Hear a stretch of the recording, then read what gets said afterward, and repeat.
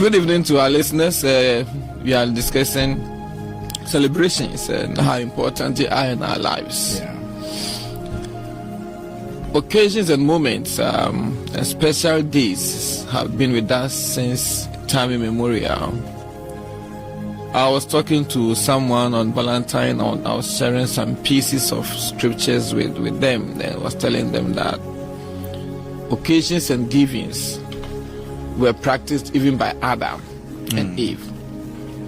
And you see the pictures of Adam and Eve we often see on the walls are pictures of them in a garden and sharing flowers. Yes. I mean, the pictures of Adam and Eve, which are very common that we see often, are Adam and Eve giving Adam a flower, or Adam giving, and I believe that is what transpired for a time where now Eve had to give the apple. Yeah. And brought the fall of man. It means that for givings and celebrations have been part with us, especially on special occasions like birthdays. And the Africans who celebrate birthday with a toe end, an egg. I am giving this simple example to say that for celebrations, it is not much concentrated on quantum and quantity, but the actions and motives behind what we do. That is why a simple meal that may cost just today like 5 Ghana cedis is so much cherished by someone you're celebrating. Let's say you're celebrating a birthday. Just simple meal like an egg that will cost like maybe 2 cedis, and a toe that will cost like 3 cedis, 5 cedis. Is cherished by someone who is giving this as part of celebration gifts on a day. It tells how important celebrations are. So anytime we have to celebrate someone, we need not look at cost.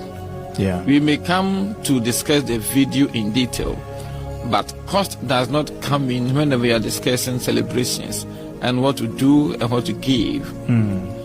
It's unfortunate that, like you said, yes, to a point where we are comparing what others receive on special occasions. So, for example, if you give your wife a car on a birthday, maybe my wife may also expect a car. Yeah. Especially when we find ourselves in the same environment, the same compound, or the same office. Yeah. I was talking to a friend lately where in that institution of late on occasions like birthdays and Valentine's and stuff, it's like a competition. Who gets the biggest gift on the day? But again, it's not about the size, it's not about the quantity, it's not about the hugeness of it. It's about the motives and actions. And to show, number one, celebrations, to show appreciation. And to say thank you.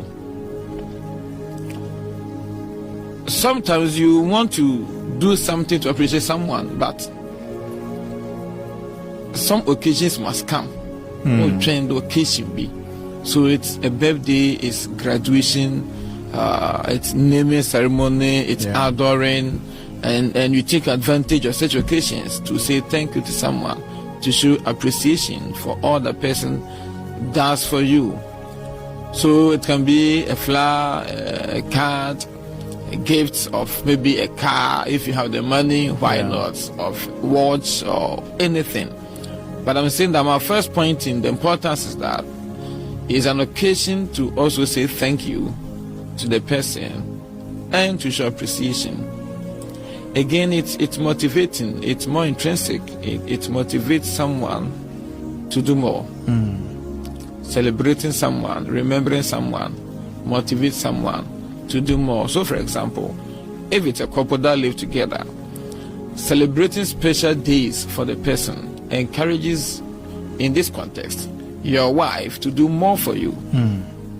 In whatever she has to do for you, she can go the extra mile. Because, like we say in Akan, but to forget occasions like a birthday, if it's forgetting the occasion of a birthday of a man, to forget of a woman,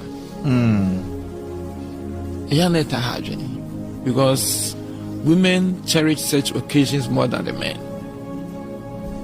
It depends also somehow on the background of the people. It depends somehow on the background and the upbringing. For instance, I don't normally like celebrating birthdays because me and my son don't celebrate it growing up. Unless somebody's forcing to celebrate for you. So you must admire it and like it and appreciate it. Apart from it being motivating, it's a sign of love. To be remembered and to be celebrated is a sign of love. It tells how much somebody appreciates you and loves you. And I've always said that if someone tells you he or she loves you and does not give you anything, I have said that love is not a genuine love. And I'm quick to add that when I talk about giving, I'm not talking about the size. Even showing up is much of love. Like your birthday and I show up. Graduation and I show up. It's a wedding day and I show up. It's engagement day and I show up. It's a sign of love. And again, part of the celebrations. The Bible talks about rejoicing with those who are rejoicing in Romans chapter 12, verse 15. Let me read. I add one and then I'll allow time for others to also comment that. Rejoice with those who rejoice. Romans chapter 12, verse 15. Rejoice with those who rejoice.